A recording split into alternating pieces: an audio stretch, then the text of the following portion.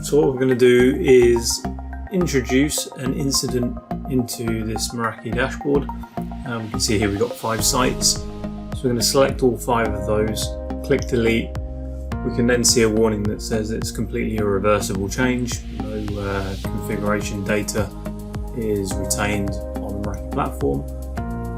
So each of those networks and all of the devices, so in this case 5 firewalls, 5 switches and several wireless access points have all gone. Those sites are now experiencing an outage. You're then going to unclaim all of the serial numbers, effectively making the environment completely blank. So then our NOC would get a call to create a new incident for a major recovery strategy. We put in our ITSM number, select the particular customer. Then what we're going to do is identify exactly what needs to be recovered.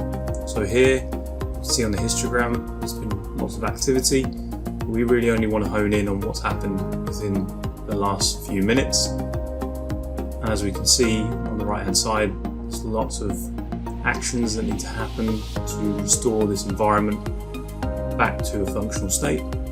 So what we'll do is we'll select all of those actions, click submit.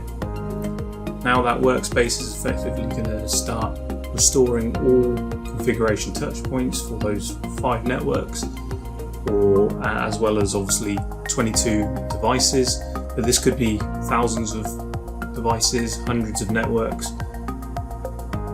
If we then go to overview, you can start to see the sites, the networks starting to be rebuilt.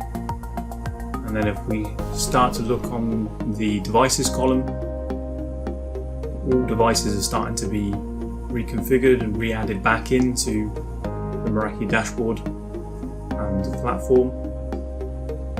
As we continue to refresh, we'll see the numbers going up as our platform and our service restores the organization back to how it was before the accidental or malicious incident took effect.